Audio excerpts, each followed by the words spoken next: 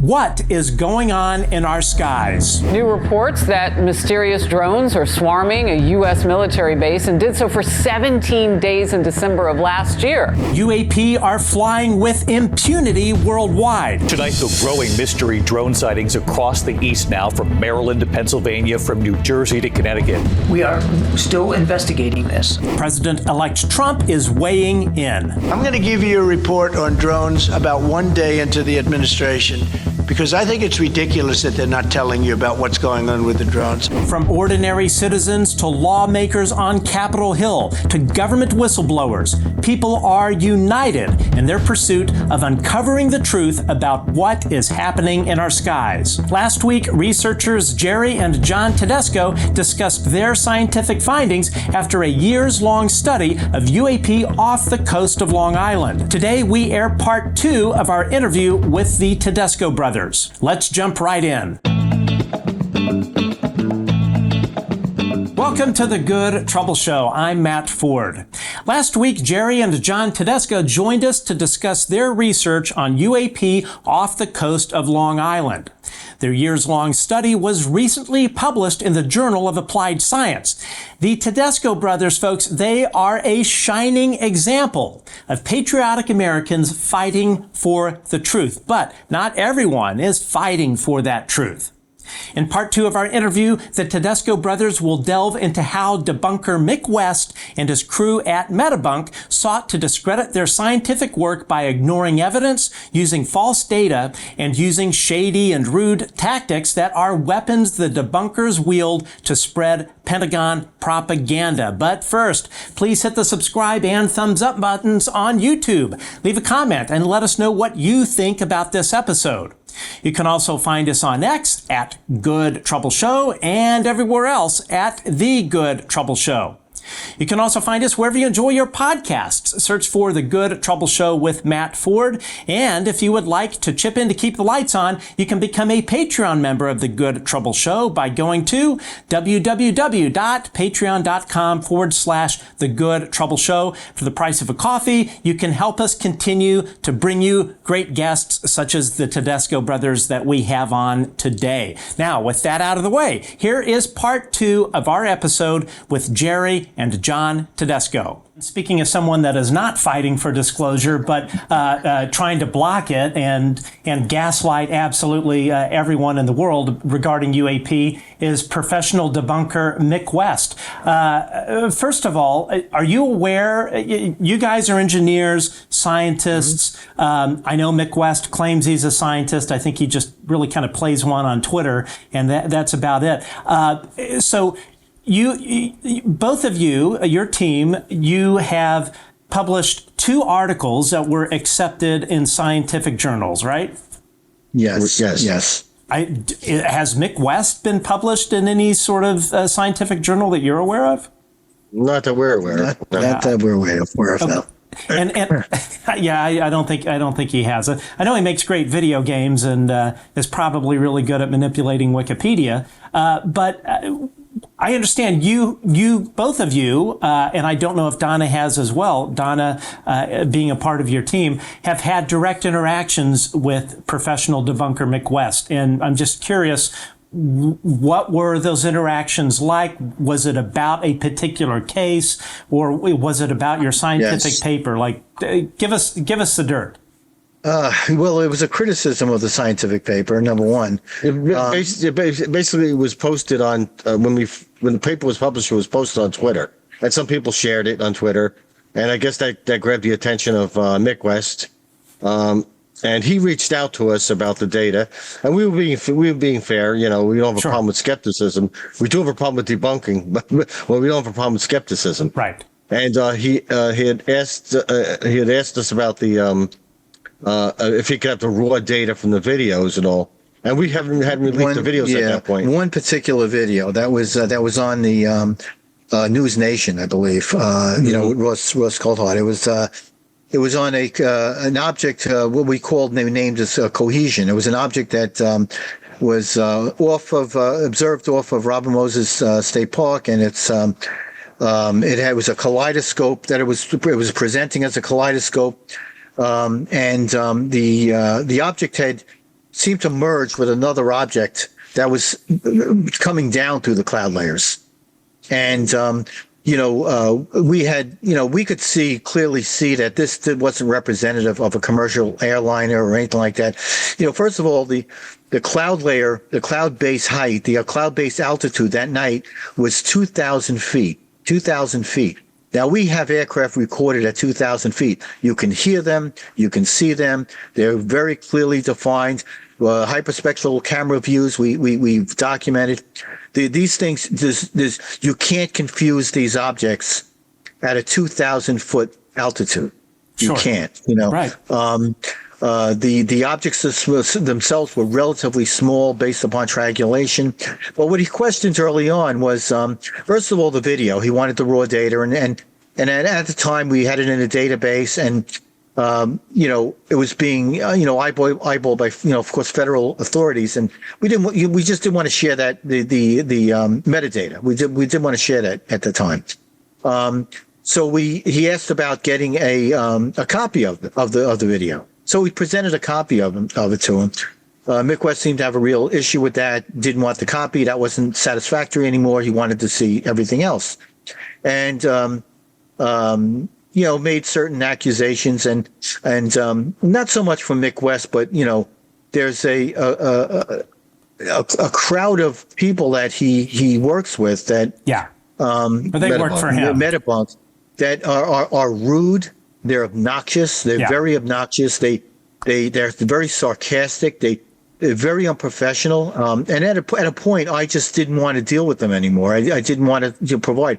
And I tried to give them what they wanted. I tried to give them the data. They would cherry pick the data, pick out what they wanted. What of course made their case, a debunking case. Not skepticism. I mean, we have no problem with skepticism.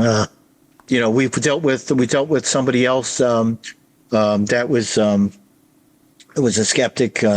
We had talked to. We had actually had a meeting with Dr. Michael Shermer. Yeah, and we've had conversation. Yeah, we've had a conversation with very very fair, very open-minded, but fair, and right. And that's all you can. That's all you can ask for.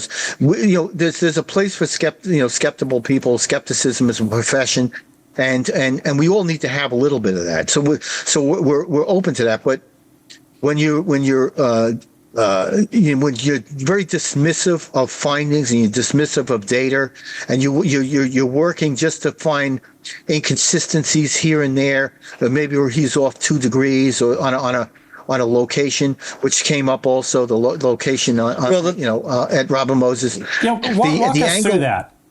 Yeah, so he's Mick West and his team of people were looking at a video on a camera that had a 42-degree field of view. That's a fairly narrow field of view, and it was digitally zoomed. The lensing themselves didn't really align with the sky the way you visualize the sky if you were standing out there on your own 2 feet making those measurements. Is what we did. Even after his views, Gerry and I went back down to Rob Moses, and we made a second pass with those measurements. We took out our rangefinders, we took out our compasses, we took out and we looked at the sky, the same area of the sky, and we come up with the same numbers or very similar numbers. So what was he alleging, or what was his debunk? He was trying to align it with John F. Kennedy Airport, which is 35 miles to our west, almost dead west. It's dead west to where we are. The object that we were observed, he questioned that we had the wrong coordinates, we had the wrong angle in the sky, which if it was off a couple of degrees, it really didn't make a difference for what we were observing. As far as what he come up with for the period of time, we had used Eastern Standard Time, which is basically what we documented our equipment to and so forth, and our ADSB data. He had pulled a report from the airlines, which does UTC, had UTC times in there. And he was right. I will give him credit for that. He was right about a UTC time. The time, was it shifted. There was an hour lapse. But we looked at the data for UTC time, the flight data, and found nothing that would correlate to what we were seeing out there, and certainly nothing that would have aligned with our radar scans, our hyperspectral scans, what we've been seeing for over 2 years, watching hundreds and hundreds of flights. Yeah, but basically what he was doing is that object we're talking about merging in the sky. Mick West's purpose was to try to debunk that. So what he did is he grabbed an ADS data sheet of an aircraft that he says he identified our object as this aircraft. The only problem is if you look at the ADS data sheet that he posted on Twitter, it was completely off. It was an aircraft being launched out of Newark, a New Jersey airport, with 2 states away. It was we wouldn't have seen it anyway. It had nothing to do with John F. Kennedy Airport, and the aircraft was going west. It had nothing to do with anything in our vicinity. But he posted that. Maybe he doesn't know the area, maybe he doesn't know geography, but he was completely off. Even John's being polite about it, but all these coordinates he's talking about way off, totally inaccurate. He's making reference points of all wrong targets that were out there. He used the table as a reference in one comment. One benches. Some bench. Set of benches. There were 6 benches in that area. There were 4 benches that were aligned along a compass, north, east, west, and south. And then there were 2 other benches off to the side. He managed to pick the 2 benches off to the side and use it as a reference point, which was completely off. Right, but before he did that, he was actually looking at the wrong parking field. He was looking at parking field 5. It was just a mess. Because they were trying to identify reference points in the video. I said, well, take a ride down there. Go there for yourself. Use the equipment. We verified it with the equipment that was in the lab. Stationary equipment as well as our portable equipment that we took out there. And it's like I said, these folks are, not so much Mick West, but his people that he has there doing the research are unreasonable and like I said, they're obnoxious. They really are obnoxious. I'll go a step further. I put Mick West in there because he was the one who runs it. Right. Well, I mean, I have a little bit, a slightly different view. Yeah. Look, he's a smart guy. He really is. I mean, he's no dummy. He should use it. Well, he should use it. He's clever. He is clever, but he should use it. He manipulates the data. If there's researchers out there, help with the research. If you disagree with something, don't just dismiss it. Just don't debunk it. If there's a degree of skepticism in there, and that's what everybody needs. That's what you follow those tracks. Don't just dismiss something because you simply don't accept it. And this is the problem with not just Mick West, but there's there are certain academic types that do the same thing. That if it's anything in the quantum realm, we don't want to look at that. Let's look away from that because it doesn't conform to classical mechanics. And that is probably not the case with these objects. They're doing some odd things, and unless you can explain it, which hasn't been done. And I'm not talking just about academia. I'm talking about professional scientists that work for the government. That work in industry for corporations. Not just academia. The ones that work for corporations are, these are boots on the ground type people. They're the ones that are out there doing this stuff every single day. Gerald and I work with these people in a lot of in the industry that we're in. These are really good scientists. So let's not dismiss it and just look towards, academia. And look, I'm not criticizing it in any way, shape, or form because we do work with a lot of great people. Especially Kevin Knuth, who's been, he's very amazing. Open to stuff. Yeah, he's a really good guy, and he's at least open to it. It's he doesn't jump the gun. But he's looking at the data. Yeah, and the same can be said like Beatrice Villarroel. Beatrice is or Tim Gallaudet. Tim Gallaudet. Yeah, sure. There's a number. We can name quite a few. No, please go ahead. No, go ahead, Matt. Yeah, so I'm just curious why so Mick wasn't happy with giving him a copy of the video? Did he say why he needed the original? Ultimately he wanted the metadata. What he's looking for is he's trying to look for something that's out of place, of a date or a time that he could use to debunk it. That's basically and that's what Charles says. He's clever like that. Yeah. This is what he does. And, instead of looking at the totality of the data and saying, wait a minute, this doesn't seem to make sense. Well, if it doesn't, with all the computer animation and stuff that he does and whatever applications using, well, figure it out. Really try to figure it out though. Don't just try to debunk it. Be open-minded. There's two sides of the coin here, Yeah, I have a problem with somebody sitting at home behind a computer screen and running computer simulations. You can alter the parameters of that simulation, and you can make it fit anything you want. His consistent sort of game, and the guy's he's no dummy. He's crafty. He's very sneaky. Right. He's very crafty. He knows exactly what he's doing. It's not like he's coming from a place of ignorance. He knows exactly what he's doing when he is cherry picking data. And that's really in all of the work that he does. That's what he does is he looks him and one of his, you were talking about some of the rude people. There's this guy that is part of his Metabunk team named Flarky, which you look at this guy's profile photo on Twitter. He looks like a professional asshole, and that's what they do. They look for one. They cherry pick one little thing that they think they can poke a hole in, and then they throw the baby out with the bathwater. But exactly. But there's a difference, and I've said this time and again on this show. There's a difference between being a scientific skeptic, where you're looking for proof, you're trying to support a conclusion, or you're arriving at a conclusion from where the data takes you versus professional debunkers like Mick West and this Flarky clown and these others.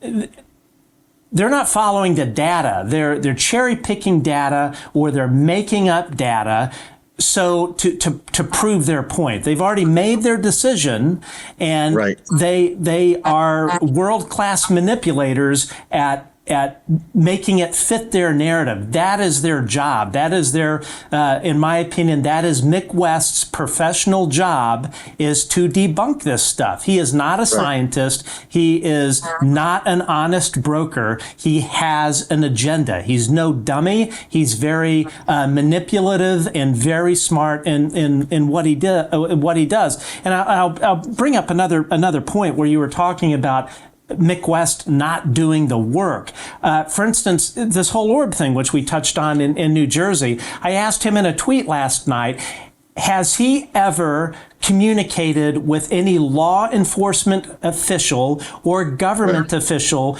regarding the current New Jersey, New York drone wave, or whatever you want to call it, or had he ever communicated with any government or law enforcement official during the 2019-2020 wave? Guess what his reply was to that? Take a stab.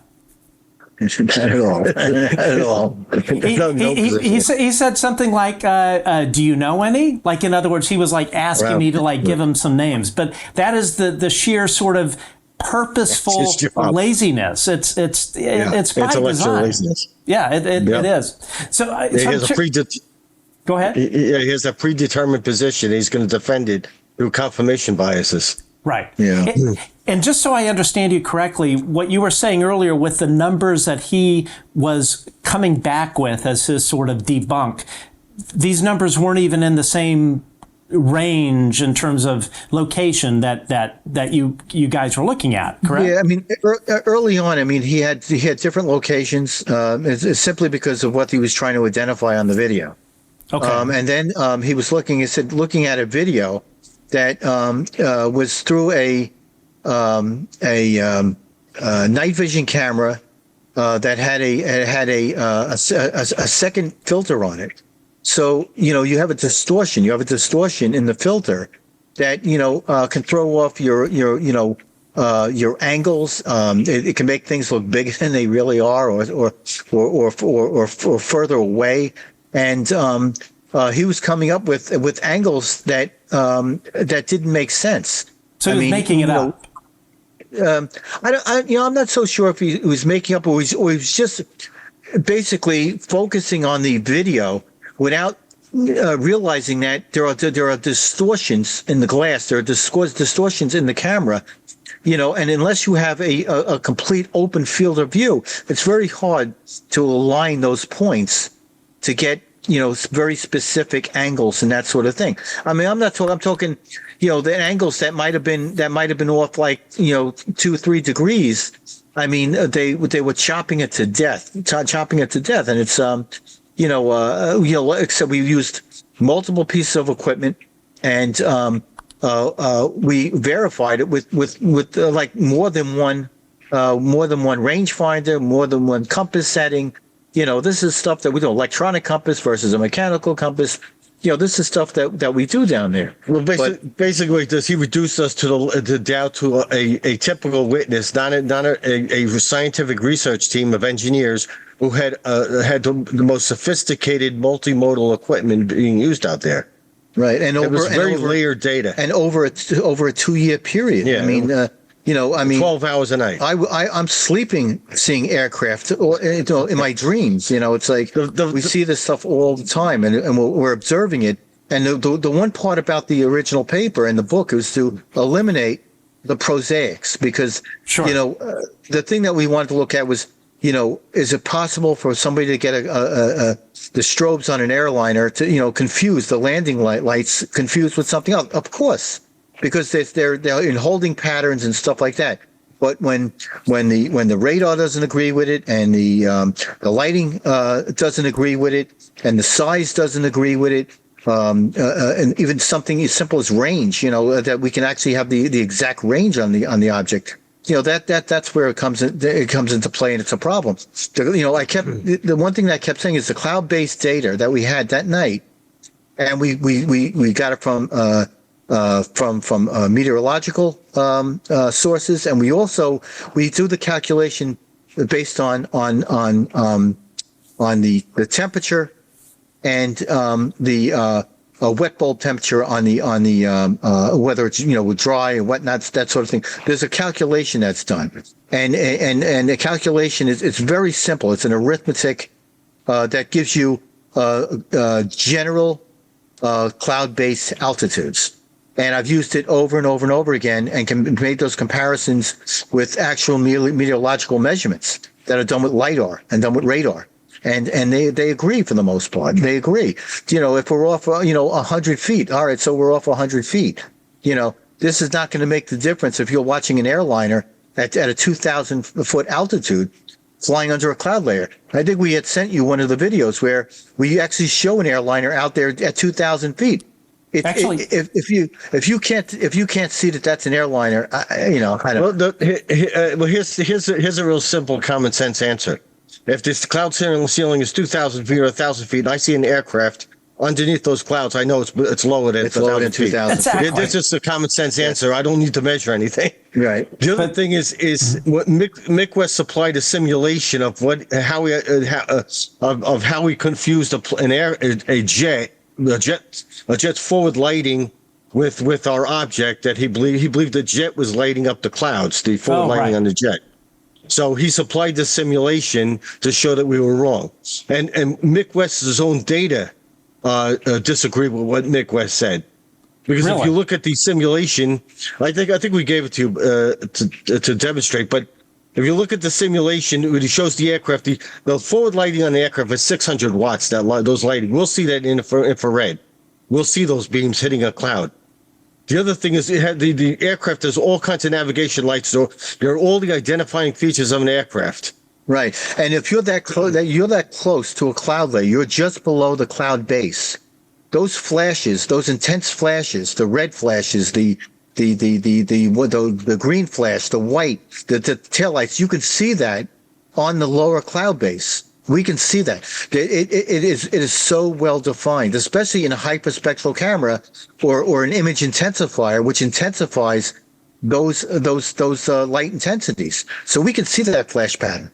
You know, you may not be, maybe it's not well defined with a visible camera, but it's certainly well defined with a hyperspectral camera. Well, that's what I said. If I took an image that was out of focus, I would still be able to see the anti-collision beacons, the navigation lights that are offset on the tips of the wings, the red and green lights.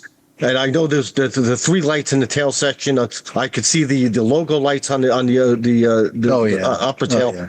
You're not going to confuse that. And if he ever wants to see it, we have plenty of data to show that at certain altitudes, that we have radar data and we have the imagery data, and show what our cameras are capable of.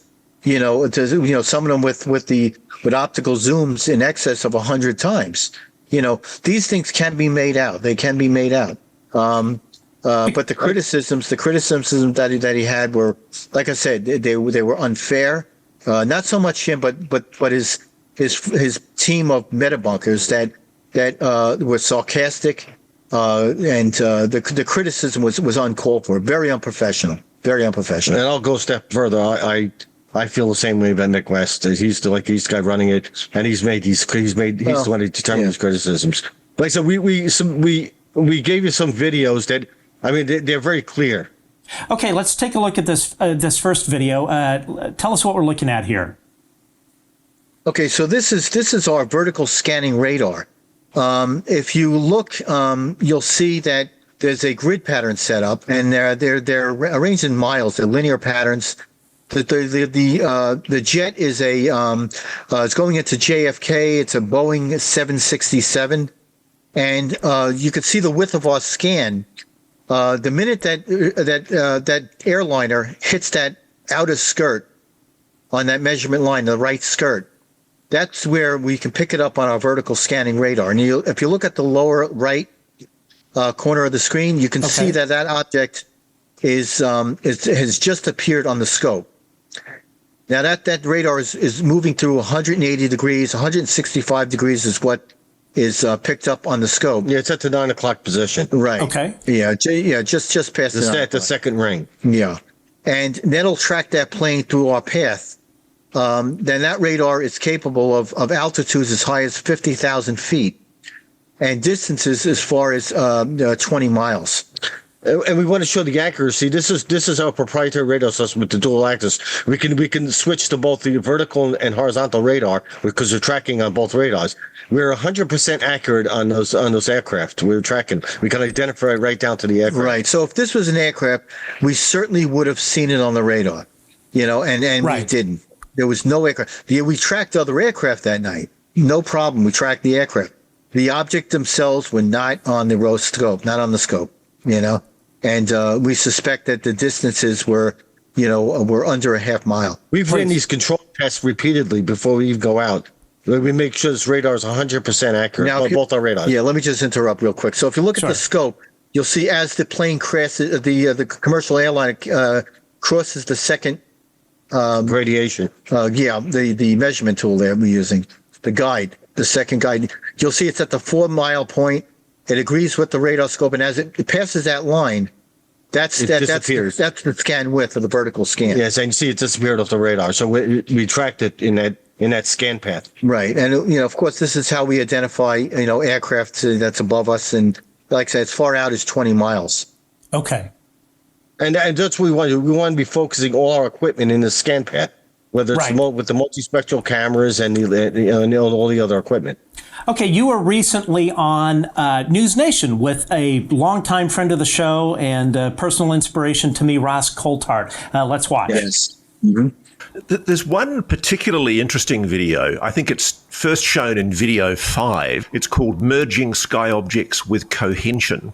And you see a large glowing object that seems to be flickering, and then it moves. Now, I'm going to stop this real quick. So this is from Mick West's site. What is he showing on the bottom right? Because that's not in there. So what Mick West is, he's taking our video from what's called, it was showing the object that's cohesing, seems to be cohesing with some other object or meeting up another object in the cloud. Mick West put this insert in there, and you'll see it's an airliner with its forward lights on. It's in an ascent heading up towards the clouds. Okay, let's go ahead. Sorry. Okay. If you look at the intensity of those lights, that's 600 watt lights. Right. You're not going to miss that on an IR. If you look at our object, it's a compact object and it's a polyhedral object that's rotating. You won't see any of the navigation lights or the lighting. Right. And again, we also got to reference the cloud base altitude. The cloud base is 2,000 feet. 2,000 feet. So that plane is no higher than 2,000 feet. That's close. Yeah. So that's a large airliner that he shows there. Certainly anything, even a 737, would be easily identifiable. Okay, let's continue. And up to 10,000 feet, the plane, the pilots keep those strobes on. It's below 10,000 feet. That's where they keep the strobes on. Yeah. And you don't mean the landing lights. You're talking about the strobes. Yeah, the anti-collision beacons. It's 10,000 feet and 10 miles. Typically between 10,000 feet and below, they'll turn the landing lights on. Sometimes 18,000 and below. But then then the anti-collision beacon, which is the red beacon on top and bottom. Yes. That is always operational. Whenever the engines are running, you turn those on, and then the wingtip strobes are on. The only time you ever turn the wingtip strobes off is if you are in when you're flying IFR and you're in the middle of the clouds, and the scatter back from the strobes is throwing you off in the cockpit, because if you're flying in the clouds and the strobes are on, you'll see it light the clouds up in front. So oftentimes pilots will turn those off. So let's continue watching Mick West's video here. Up and perhaps into another object that seems to be hidden inside the cloud. Can you talk me through that one? Yes, that one caught us by surprise. We were, we were nearing an area called Democrat Point, and I had been videotaping an object up there. Okay, so I'm going to pause it here. So is he saying essentially that landing lights are lighting the cloud bank above? Yeah, exactly. That's exactly what he's saying. Yeah. But he's also saying. Go ahead. He's also saying the flicker, that object's rotating. It's a flicker due to rotation. Right. The flash pattern, you would see the definitive flash pattern, especially with IR. You would see the wingtip lights; they'd be separated from the central mass. You would see the anti-collision beacon very clearly. Right. Flashing away. You wouldn't see the slight flicker. Right. And the other thing I would question is, where's the blue light coming from? That kaleidoscope of color is blue. There's blue and red shifting in it. The red can align with an aircraft wing light, that sort of thing. But certainly you'd see the flash pattern. It doesn't explain the blue, and the ascent of that aircraft would be up against that cloud layer. You would see a long tail, long streak, of light across the lower base. Well, that's the other thing. We had spent a lot of time observing these aircraft entering cloud and exiting a cloud. Aircraft that approach a cloud, that light gets dispersed along the outside of the cloud, so you get some diffusion. You get a diffusion of the light, so it expands further. And if it's behind the cloud or within the cloud, the light is more compact. It's getting trapped. It's reflecting back from the air molecules in the cloud. Right. And that's something, and I believe, Matt, that one of your videos that we sent you is of an aircraft at 2,000 foot cloud base height, cloud base altitude, and is at Robert Moses State Park. And you could see with the hyperspectral camera how obvious it is, under that cloud layer. Okay. And again, you guys observed through your sensor equipment two objects that we're seeing here, and Mick is saying it's an airliner lighting up the clouds, which just is preposterous. Yeah, it's preposterous. It's missing all the navigation lights and of course the anti-collision beacons. Of course, yeah. Okay, all right. Let's continue. And the object. It seemed to have rotation to it. It was giving off like a kaleidoscope of color as it was rotating, and tracking the object. I realized that there was another source of light that was coming down from the cloud layers, and it was getting sharper and sharper, and it seemed to form the same shape as the object that I was visualizing up to that point. The object never really did come down from the cloud layer, but you could see the brightness, intensity of it. And then this object that I had been tracking seemed like it cohesed or fused with the other object, and they synchronized rotation together. You could see it was twice its size, and they were rotating in the same direction. And then both objects just moved up into the cloud layers, and that was it. We didn't see anything further. But we went frame by frame. We analyzed the tape, the video on it, and I'm dating myself. I keep saying tape. The digital recording, and you could see that, within these frames, you could see that these objects almost, if they weren't cohesed, they're extremely close together when they synchronized. There's one particularly interesting video. Okay. Wow. Okay. So it's yeah.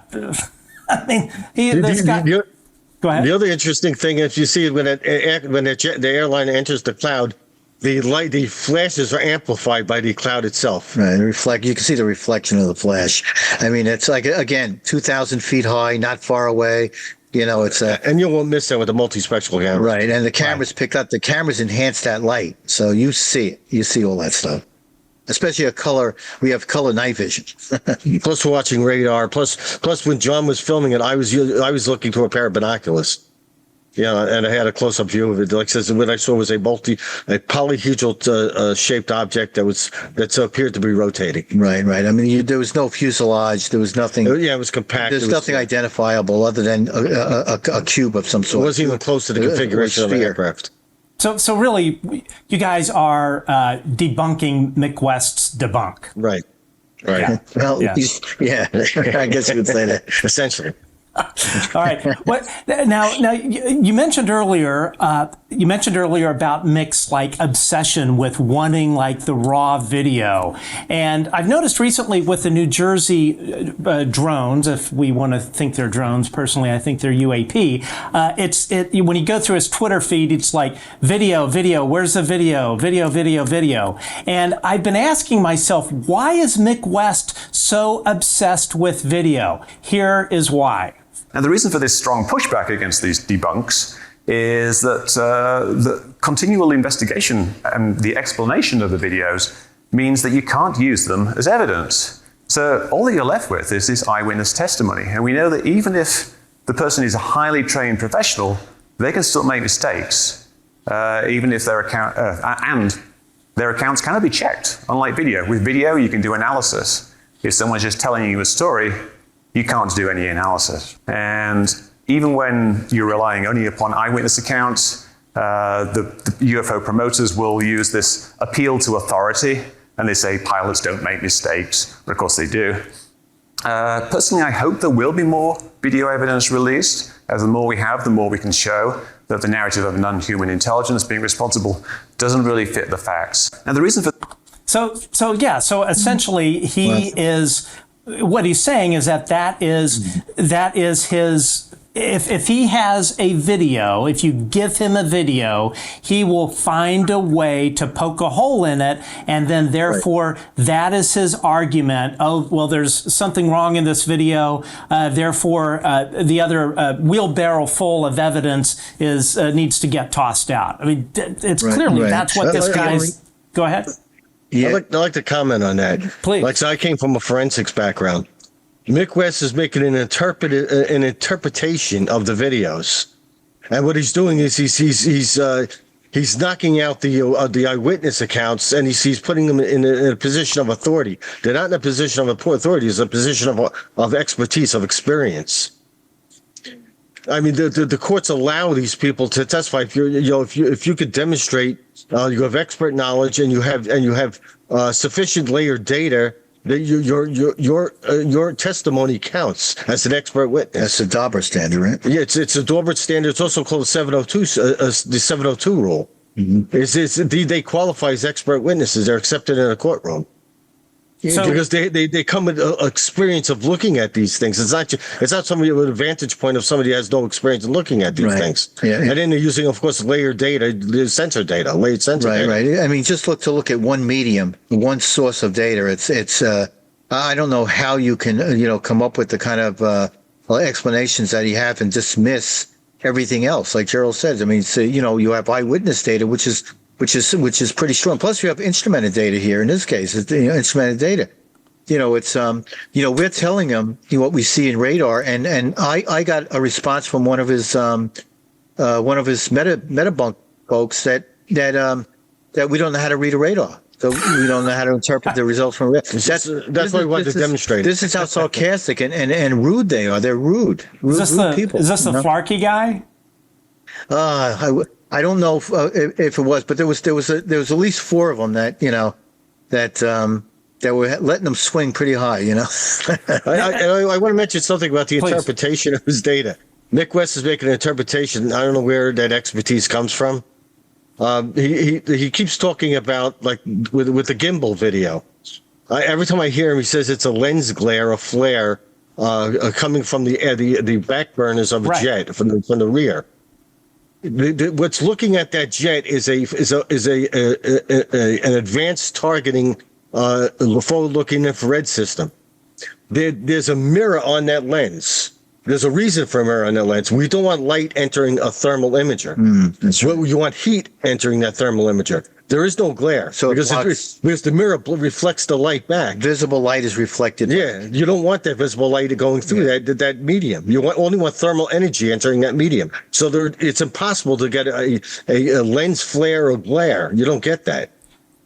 Wow, I didn't know that. So Mick West is debunking those 3 videos by basically saying it's lens flare, light entering the optics train and causing that flare. But what you're saying is that the way that system is designed, it doesn't allow that to pass through. The visible wavelength is completely blocked. That visible wavelength. That's why I said if you look at the lens on a thermal imager or a FLIR camera, you'll see a mirror. If you ever tried taking a thermal camera and look through a piece of glass, see what you get back. It acts like a mirror. You're seeing yourself in that thermal camera because that thermal signature is you reflecting off the surface of that glass. Now, I thought, and again, I don't have it in front of me, but I thought that sensor platform would also display regular video. Is that true, or is it only infrared? They can switch between. They can switch mode. Yes, they can switch it. Active video. I believe it was at that time. It was probably composite video, and and of course they had a suite of other instruments, sensor instruments, FLIR for one, the thermal. They had, I believe they had infrared. I'm not sure if they had SWIR or SWIRE infrared, but they definitely had infrared. They had the FLIR and they had visible, of course, the composite video. Yeah, but then they get feedback from the ships, the Aegis radar system. Well, that's just it. The other ships were tracking the objects, and I believe one of the pilots even said there's a whole slew of them. Right, that's the other thing. He's disregarding all the eyewitness testimony of these experts, multiple experts, and they're all saying that he took everything out of context. He removed the context. Yeah. So what is left is a clip of video that he can reinterpret. Yeah, and the ships were tracking basically what the pilots were saying. So that's something that. Exactly, and like that video that I played of Mick West doing his speech at CSI Con, CSI Center for Skeptical Inquiry, I think is what it is, but it's basically just it's a multi-million-dollar propaganda nonprofit based out of Amherst, New York, and I have a feeling they're one of the main funding sources for Mick West. But again, what he is saying is the method to debunk is to take a video and poke a hole in it, and then you can just throw out everything else, which is really what he's doing. But I again want to get clarification. You're saying that Mick West is stating that what we were seeing in those Navy videos was lens flare. You're saying that when those sensor platforms are operating in infrared mode, infrared mode, when it's flipped into that position, the optical train does not allow visible light in there. No. Right. Yes. Yeah, but that's because that's a FLIR camera. It's a thermal imager. Yeah, and that imager is inside that system. You know, Wow. so you have a mirrored lens Yeah. inside that system. It's the outside. You know, there are other camera systems, obviously, that are looking through that glass. But you know, getting into the whatever thermal sensor they're using, a microbolometer or you know, there's several others that you know, that's a mirrored surface. That's basically a heat conductor. It's metal. Yeah. Yeah, I mean that's the whole thing in a nutshell. It says you want thermal energy. You have a material in there and have a germanium lens. It's a mirrored lens, and the reason is you don't want visible light entering that camera. Right. You want only thermal energy. Mm-hmm. I mean, You it can't sounds get like glare. Sure. It sounds like you guys have actually worked with this equipment. Yes. Jerry, actually, we both have. We were thermographers. We're trained thermographers, and Gerald has worked with FLIR pods For the military. for the military. systems, yeah. Okay. And both John and I are certified to the thermographers. So when you say that Mick West's debunk of those Navy videos lacks evidence, you are speaking from a place of authority. Yes. We'd like to think so. Or a place of experience. Yeah, at the very least. Oh my God. The other thing he might be confusing, there's near IR cameras, there's IR cameras, but FLIR camera is very different. Yeah. A thermal imager is very different. Yeah, an IR camera, a near infrared camera, even SWIR. I mean, you can get a glare. You can get a glare in there, but not with FLIR. Not with a long wave thermal infrared camera. Yeah, there's a big difference. When I say IR, you're going to be very specific what we're talking about. We're talking about long wave IR FLIR cameras, not near IR or shortwave IR. So the one thing that they did question, of course, is the accuracy of the witness data. They're saying that they questioned that the time and direction of the objects were not quite what we had told them, and that was in the Twitter feed, and that wasn't true at all. They originally started looking into an area of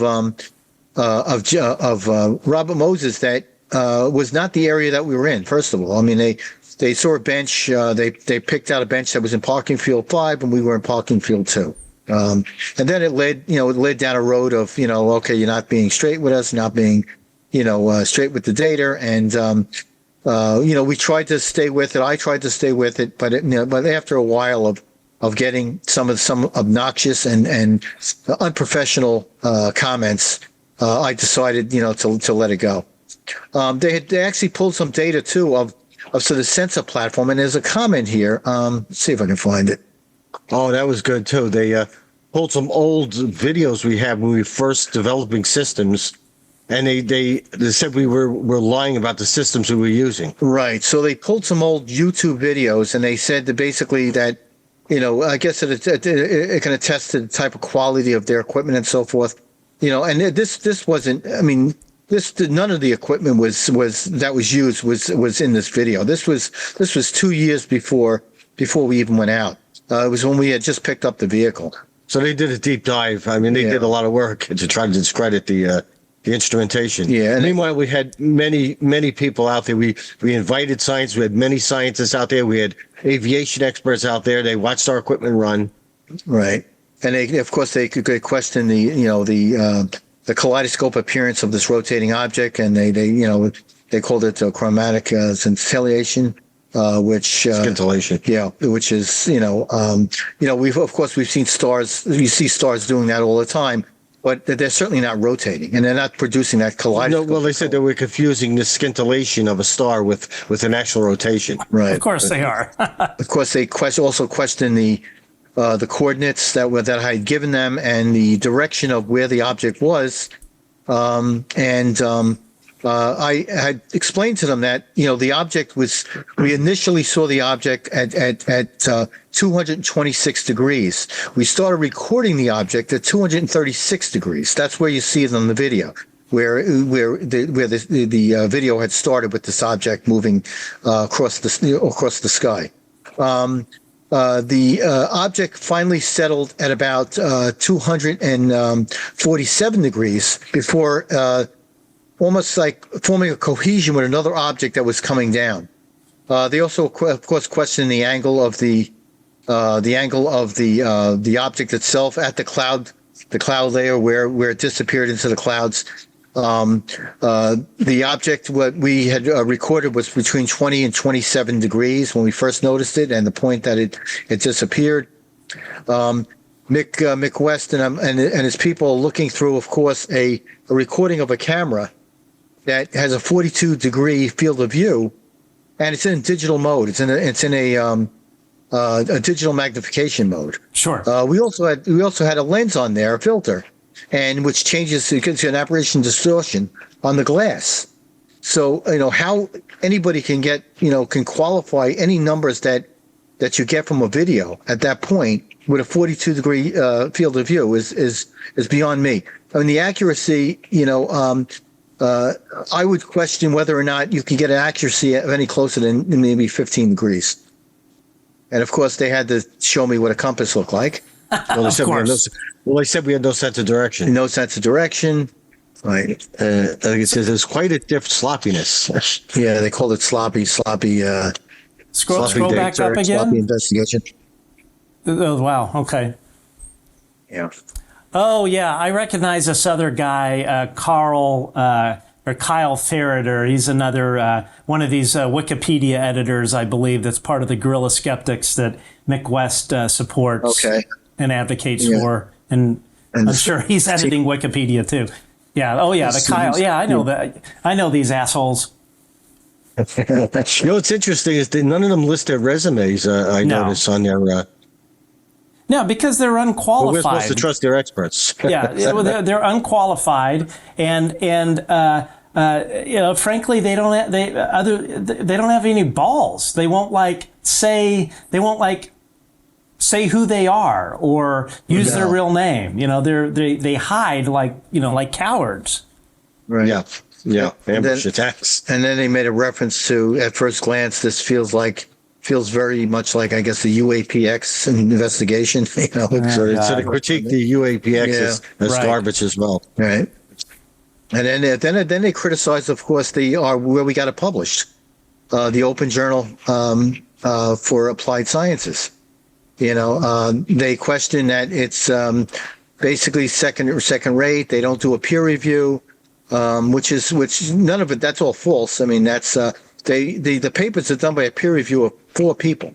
Four scientists. So Mick West is saying that this organization does not do peer reviews. You're saying yes, they do. Right. Yeah. Yes, and you could look at the publications from academia and in their works. I mean, there's a ton of them in there. Right.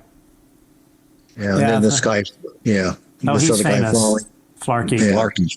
Yeah. He looks very angry. He looks like he's. I don't think he's ever had a girlfriend. Maybe, I don't know. Spending so much time alone. Yeah, everything a lot of time in the basement. Criticism. Yeah. The narrator when they're saying the word color, they criticize my, I guess, maybe the spelling in one of the they're critiquing our grammar too. Yeah. That's probably Mick doing that. Yeah, most likely, right? Yeah. The way he spelled color, COLUR. It's a British way of doing it, right? Yeah, that's not correct over here. And of course I went back and said, the video was 25 meg, and with AOL I had on the computer, I had to get it from the drive, and that they were upset the fact that I couldn't send it, because of the limited space.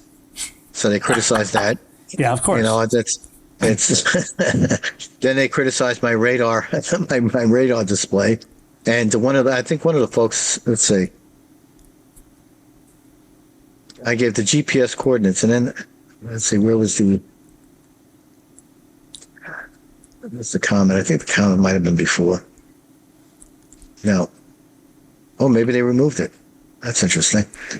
I thought they said something like the radar shows nothing. Or something. Yeah, it shows nothing. What is that anyway? How do you interpret that? There was, Hold on one second, back up. So they seem reluctant to post the video claiming, sorry, scroll back down the other way, where Mick comments. What is this? Yeah, the reluctant to post the video claiming needs to be cleared by the federal agency. Yeah, that's that metadata. So it, we had it in a Google Drive that we had dedicated for some federal agencies, and we weren't really at liberty to just share the information, and when they're looking at the data, it wasn't for public consumption at that point. It was, it was evaluated.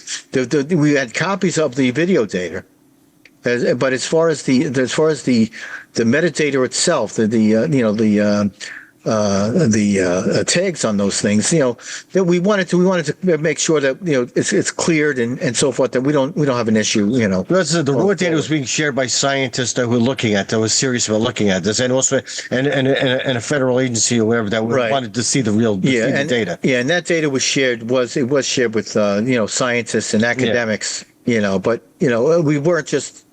we just didn't feel at liberty to submit that data to him. What Mick got is he's got an unmanipulated video and unmanipulated data. Right.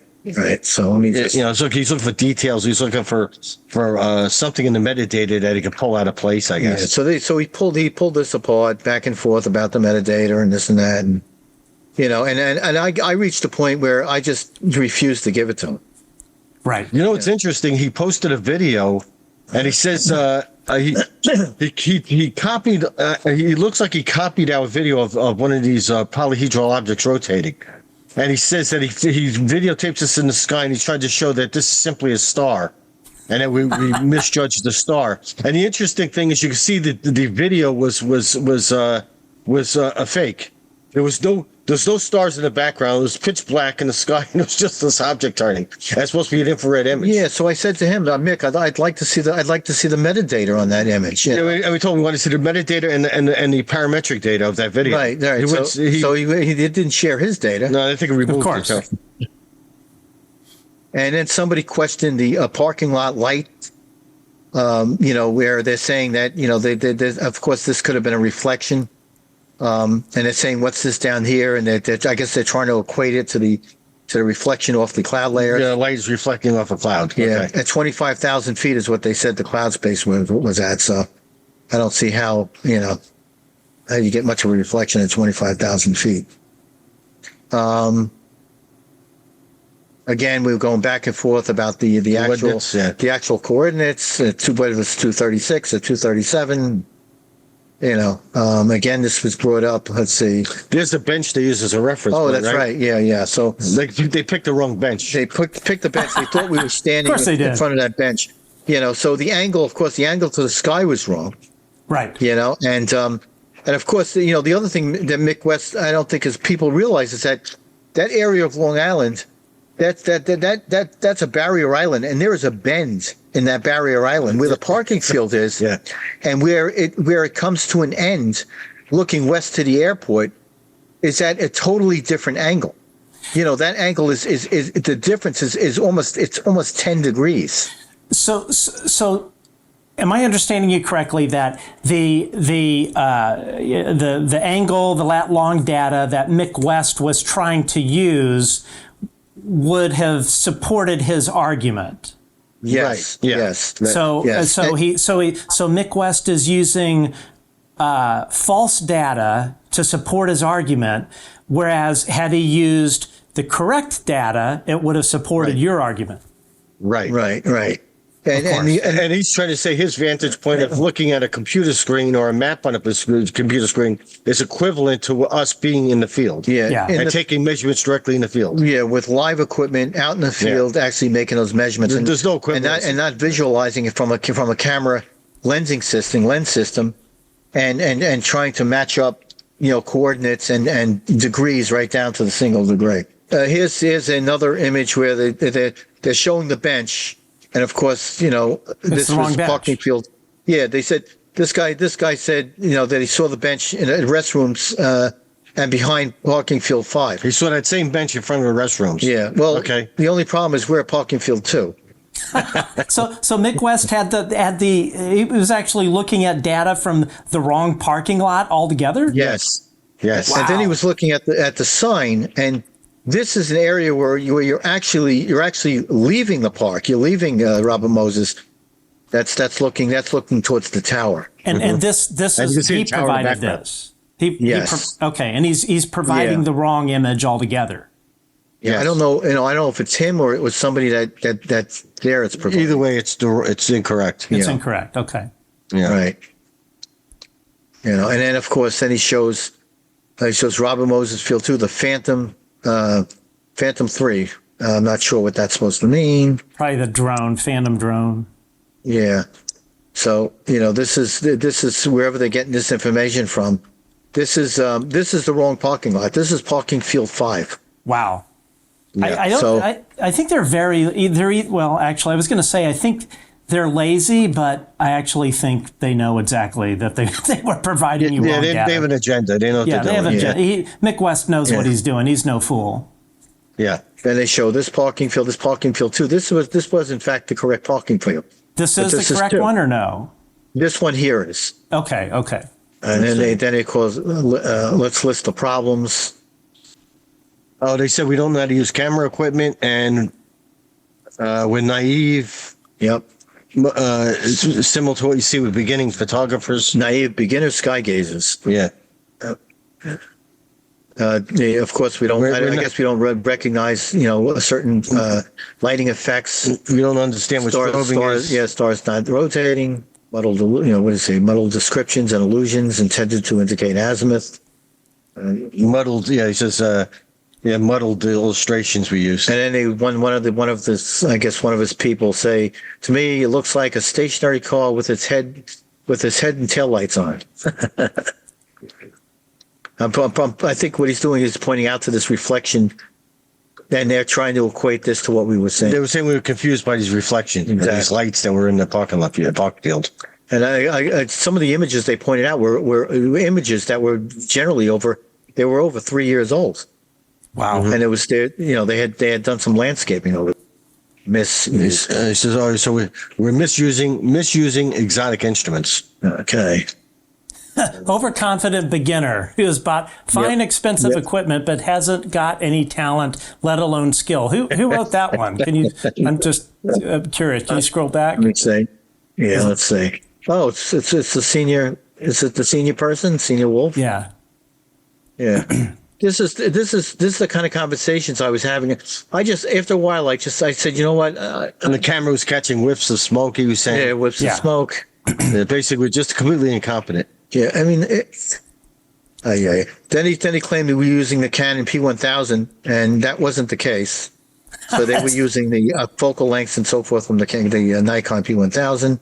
Right. And I think they saw that in our paper. That's why they took it from there. Yeah. So instead of asking, and then of course the time frame came up 135.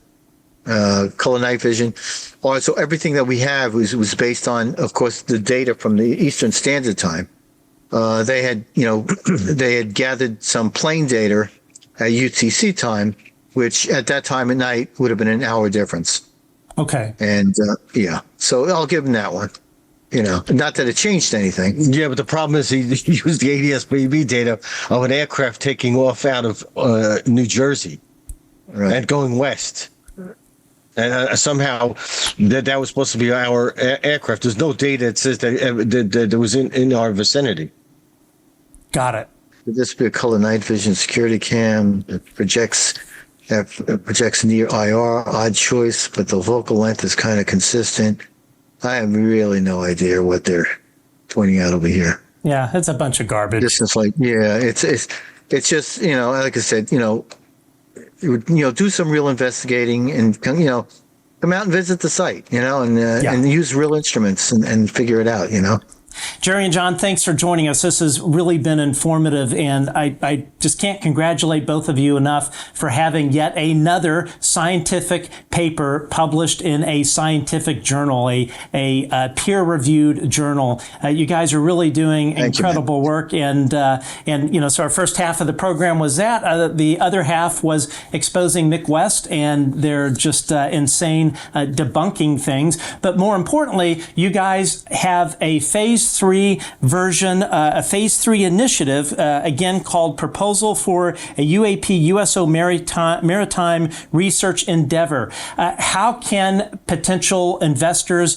reach out to you if they want to help support this, and just really anyone at home who wants to follow your work? How can folks get in touch with you and follow what you guys are doing?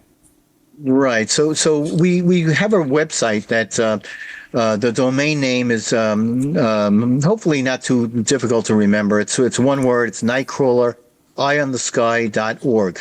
Nightcrawlereyonthesky.org.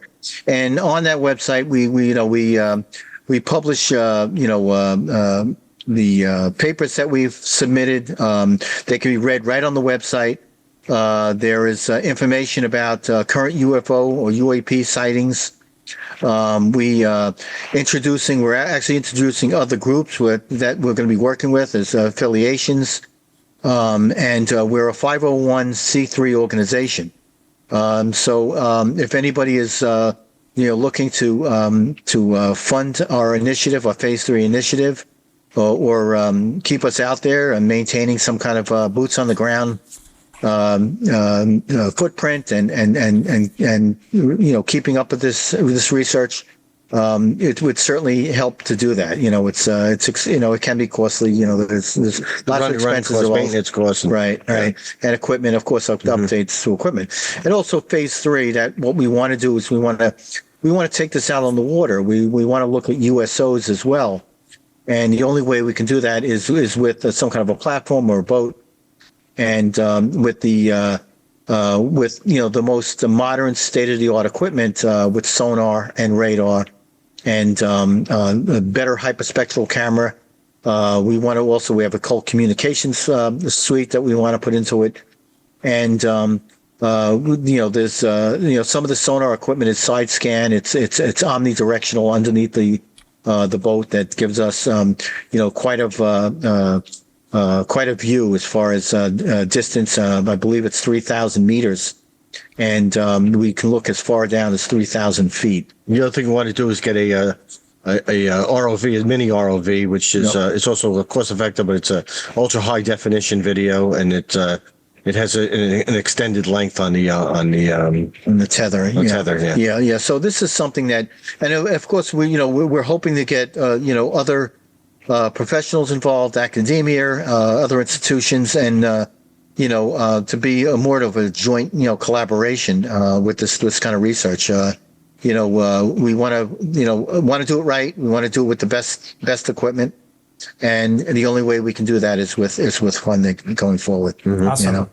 Well, best of luck. I look forward to having you both back. Hopefully Donna can join us next time.